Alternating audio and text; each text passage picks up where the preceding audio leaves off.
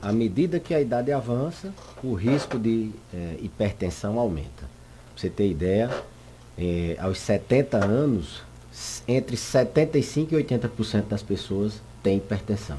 Então é uma doença muito prevalente à medida que a gente envelhece. Isso tem um motivo. O envelhecimento ele acontece também nas artérias. E a pressão arterial ela é medida exatamente, é a pressão que o sangue exerce na parede das artérias. Então se essa artéria ela vai ficando enrijecida, a tendência é que essa pressão aumente com o envelhecimento.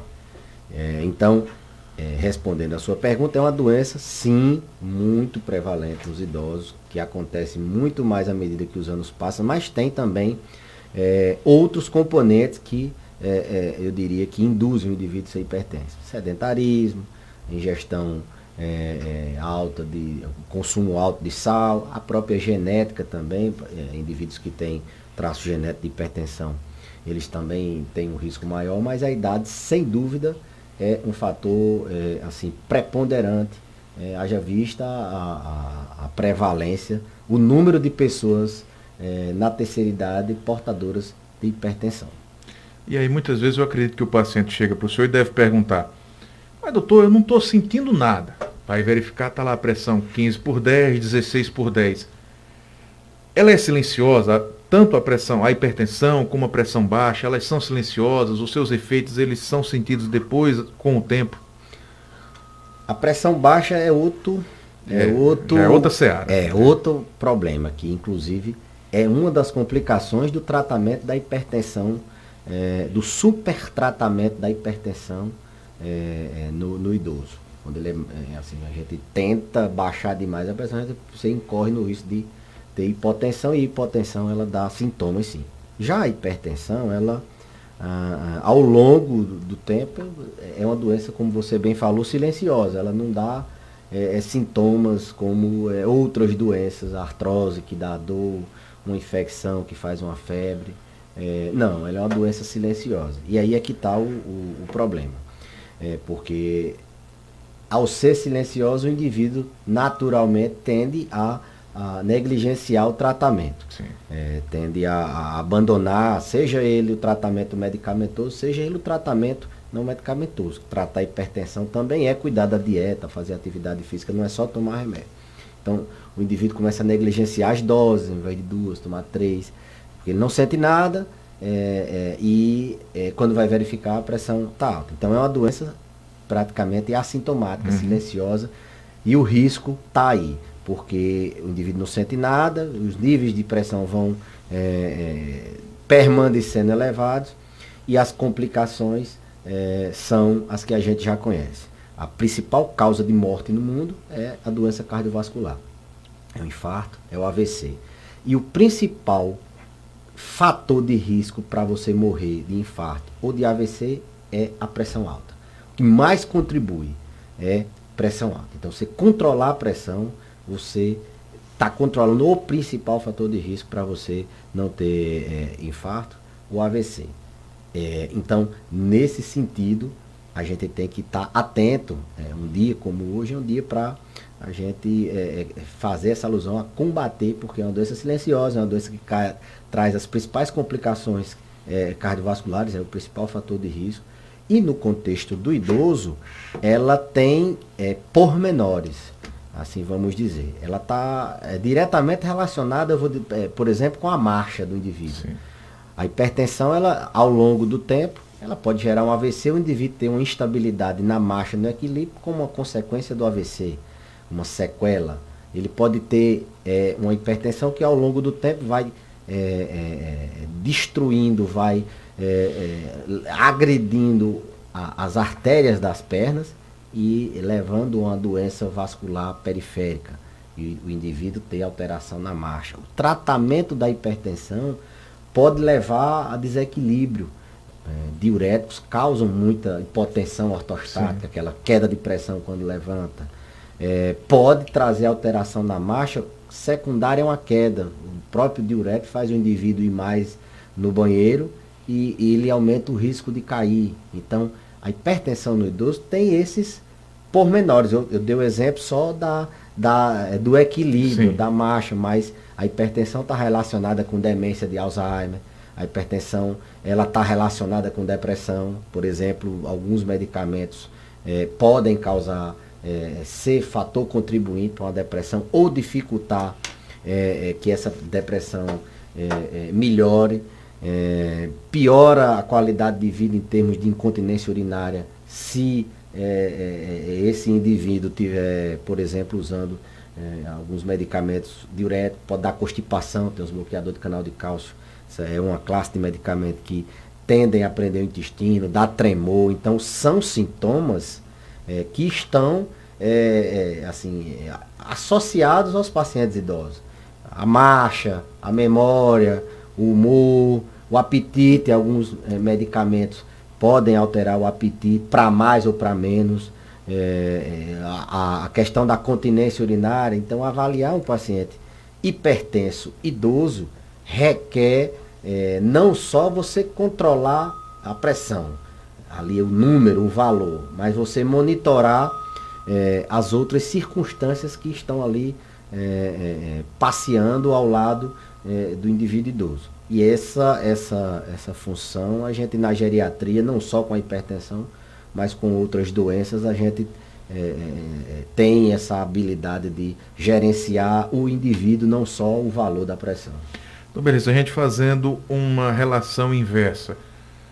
Todo hipertenso pode ser um cardíaco, ou todo cardíaco pode ser um hipertenso? Como eu falei, a hipertensão é o fator de risco que mais prepondera para as doenças cardiovasculares, mas a gente falou em termos de mortalidade. Mas lembremos que o coração nada mais é do que um vaso. Ele é um vaso que funciona como uma bomba para mandar o sangue oxigenado para o organismo. E sendo um vaso, a hipertensão sendo uma doença nos vasos, nas artérias, então a gente pode sim considerar que a hipertensão também uma doença potencialmente cardíaca, né? A principal causa, por exemplo, de insuficiência cardíaca é a hipertensão. Coração crescido, coração fraco. As pessoas, ao longo do tempo, hipertensas, não controlam, o coração começa a ficar insuficiente, perdendo a capacidade de bombear esse sangue. Por quê? Por causa da hipertensão. É o fator de risco para a doença cardíaca também. E doença, tudo aquilo que afeta o coração, geralmente afeta o cérebro também. A insuficiência cardíaca, a hipertensão leva à insuficiência no coração, também leva à insuficiência cerebral. Está mais do que robusto na literatura a associação entre demência e hipertensão. Hipertensão na meia-idade, pressão alta na meia-idade, se você não trata, você tem um risco muito maior de desenvolver Alzheimer e outras demências. Inclusive, aproveitar a participação do Dr. Beleza, você pode mandar sua pergunta, 3421-2270. Nós já temos a primeira pergunta, Dona Maricô, estou vendo aqui pela foto, né? Dona Maricô, lá do Castelo Branco. Boa tarde, doutor Beleza. Vou fazer uma pergunta. Maricô, se toda cirurgia, pequena cirurgia que a gente for fazer, tem que bater elétrico? Ou não? Quero tirar a dúvida com você. Se precisa para bater um elétrico, uma pequena cirurgia. Acho que ela se refere, né, doutor Beleza, deve ser a questão do risco cirúrgico, né? Exatamente. Faz parte do risco cirúrgico fazer um elétrico, qualquer procedimento cirúrgico. Respondendo sim. Aproveitando também, no próximo dia 5 de maio, a gente lembra também na medicina o Dia Nacional do Uso Racional de Medicamentos. Eu acho que vai um pouco de encontro a isso que o doutor Beleza vinha dizendo. O idoso hipertenso, de repente ele chega lá no consultório, doutor, eu deixei de tomar o remédio. E o senhor vai perguntar, mas por que o senhor deixou? Não, porque minha pressão normalizou. Existe esse tipo de situação?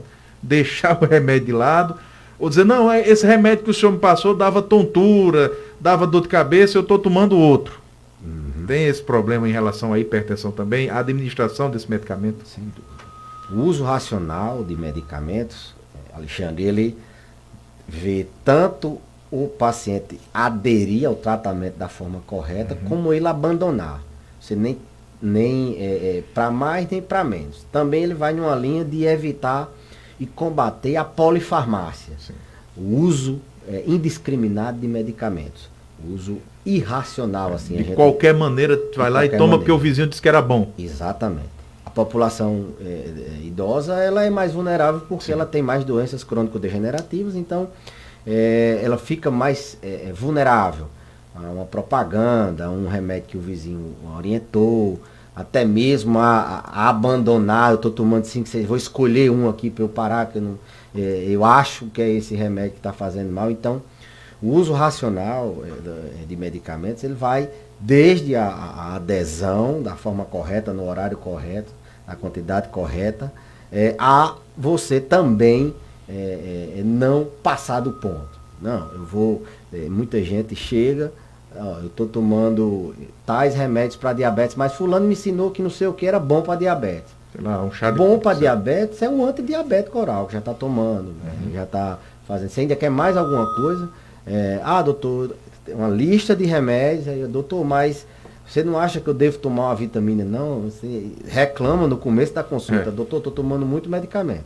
E olha que a geriatria, a gente combate a polifarmácia, a gente tenta ao máximo limpar a prescrição. Lógico que tem pacientes que têm muitas doenças e precisam tomar remédios, e são doenças crônicas, precisam tomar medicamentos por muito tempo. Mas essa revisão periódica das medicações é uma das primeiras atitudes a ser feita na consulta. A gente até pede para os pacientes trazerem a sacola dos medicamentos que está em uso.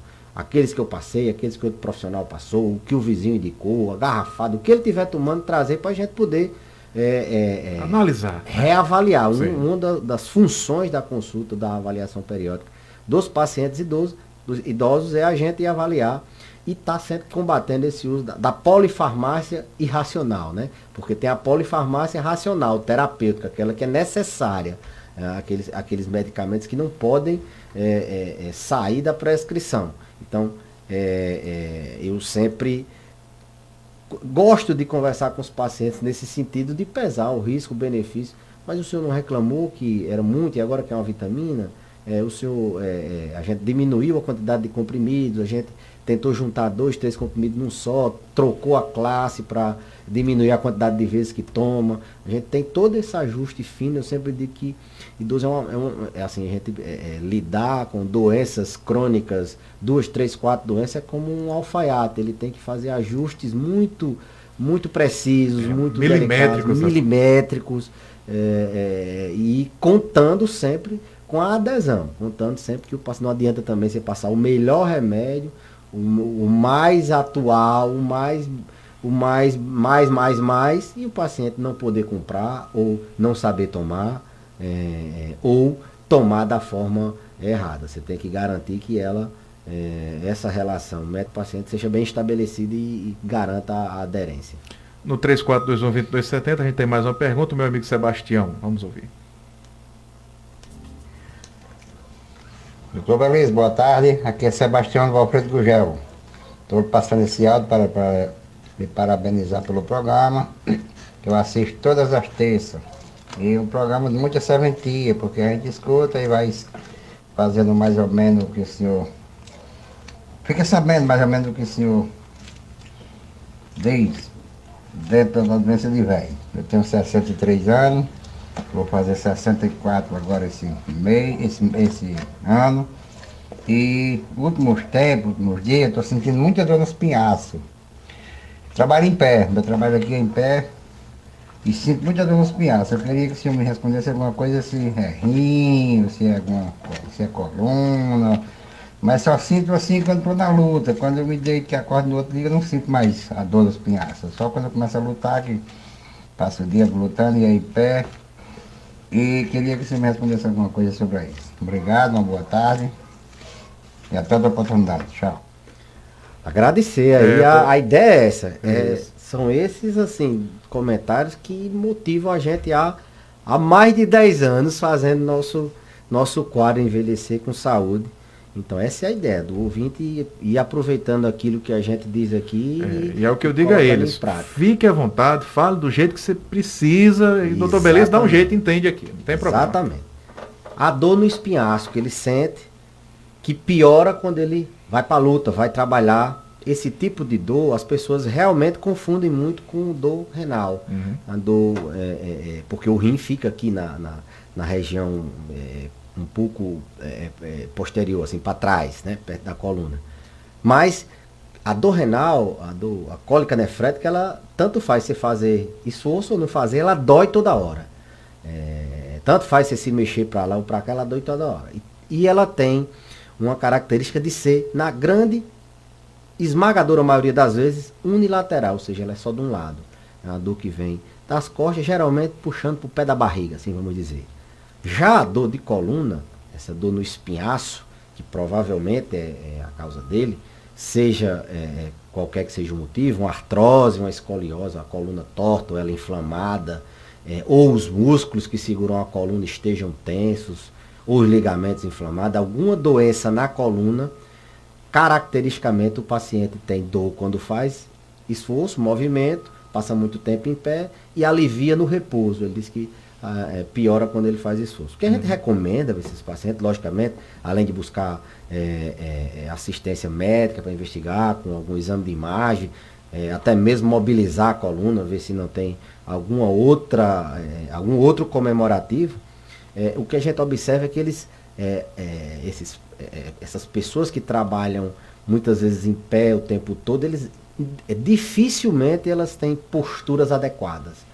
Então, as posturas dessas pessoas, elas tendem a ser posturas antifisiológicas, né? Que elas dão muita dor e vão causando, ao longo do tempo, doenças na coluna. Além disso, quem tem uma sobrecarga, assim, um esforço na coluna, ele tem que entender que ele tem que fazer uma espécie de esticar a coluna, fazer alongamento da coluna. E, se possível, fazer alguns exercícios de fortalecimento. Então, a sua coluna, os seus músculos da coluna lombar estando fortalecidos, você estando com eles alongados, não estando encurtado, você tendo uma boa postura, eu acho que essa informação já vale muito a pena. Hoje, com a internet, Alexandre, a gente tem muita facilidade. Logicamente, um profissional de educação física, o fisioterapeuta seria o indicado para fazer essa orientação na postura. Na verdade, a gente precisa mesmo ter esse diagnóstico. Mas o que a gente pode dizer, assim, pelo rádio, é que busque exercícios de alongamento, posturas adequadas, não forçar a coluna e fortalecer a região do espinhaço, assim vamos dizer. A internet, como eu estava falando, ela tem muita coisa ruim, muita informação sem futuro, induz muitos pacientes a tomar porcaria, prometendo coisas milagrosas, a fazer loucuras às vezes de pessoas que querem simplesmente causar impacto, querer que você assista o vídeo ou veja aquela matéria. Mas a internet também tem coisas boas. Você pode buscar no nosso próprio canal do YouTube. A gente tem alguns vídeos, mas vídeos que orientem um profissional que você veja que é de referência, oriente um alongamento, se for uma pessoa que não tem acesso a esse tipo de profissional, mas alongue, fortaleça e evite posturas inadequadas. É tanto que a gente vê muitos senhores e senhoras com a idade mais avançada, ali já na casa dos 80, 90 anos, que mesmo eles estando sem carregar nenhum peso, a gente percebe que a coluna está bastante curvada para frente. Ali, doutor Belísio, seria uma postura irrecuperável? Haveria... Não, veja bem, a gente quando envelhece, a gente tende a alterar nosso metabolismo ósseo. Sim. As vértebras, ou seja, aqueles ossos da coluna, eles tendem a modificar um pouquinho. Sim, sim. Por isso que a gente, quando envelhece, a gente diminui de tamanho, porque ele tende a aumentar essa curvatura, cifose dorsal. Isso. Então a gente tende fisiologicamente, com a idade, a ficar um pouquinho mais curvado. Sim. Algumas doenças pioram isso. Por exemplo, a osteoporose. A osteoporose ela vai causando uma alteração ali nas vértebras do indivíduo que deixa ele mais curvado ainda. Além de outras doenças que tornam o indivíduo mais curvado ainda. Como, por exemplo, doença de Parkinson, pode levar o indivíduo a ter uma postura muito para frente. Artrose, escoliose, doenças eu diria, na anatomia da coluna, fazem o indivíduo e posturas inadequadas ao longo da vida. passou a vida toda tendo posições inadequadas, naturalmente ele envelheceu naquele formato para frente. Irrecuperável, assim, se for muito acentuado, mas tem algumas medidas, a ortopedia trabalha muito bem isso, a fisioterapia trabalha muito bem isso, aos poucos a gente ir tentando pelo menos evitar de piorar, que a gente tem a ideia, não tem mais jeito, mas na medicina a gente, quando não consegue curar, a gente tenta confortar. Então, vamos evitar de piorar, de encurvar mais ainda, e aí a ortopedia utiliza de coletes de estabilização, a fisioterapia trabalhando essa questão de alongamento, e o indivíduo, muitas vezes, ele consegue recuperar um pouco a postura. Essas posturas, no paciente muito anteriorizado, às vezes dá problemas na respiração, o pulmão fica com dificuldade de respirar, dá doenças no estômago, eles ficam, tem alguns pacientes até que vomitam muito com essas posturas, mas cabe a eles a buscar uma forma de tentar pelo menos minimizar esses sintomas. Falar em dor, nós já estamos quase no nosso horário, mas a minha amiga Lucimar também, doutor Beleza, tem uma pergunta sobre dor. Vamos ouvir. Boa tarde, doutor Beleza. Doutor Beleza, eu moro aqui no sítio, Barra da Carnaúba, meu nome é Lucimar, eu tenho 59 anos. Eu sinto muita dor em cima de mim, no meu corpo todo. E o que eu estou estranhando agora, doutor Beleza, é uns beliscão que eu sinto tão forte no meu corpo que eu penso que é formiga. Eu estava invocada ontem de tarde, era um beliscão tão forte no meu braço que eu pensei até que era uma formiga. Olhei até no espelho, mas não era. Não sou diabética, graças a Deus. O remédio, eu tomo um remédio de tireoide e tomo um remédio, aquele roxivastatina para colesterol, somente. Só tomo esses 2 remédios. Boa tarde. E aí, doutor Beleza, esses medicamentos teriam alguma relação com a dor, com a causa de efeitos colaterais? Pouco provável.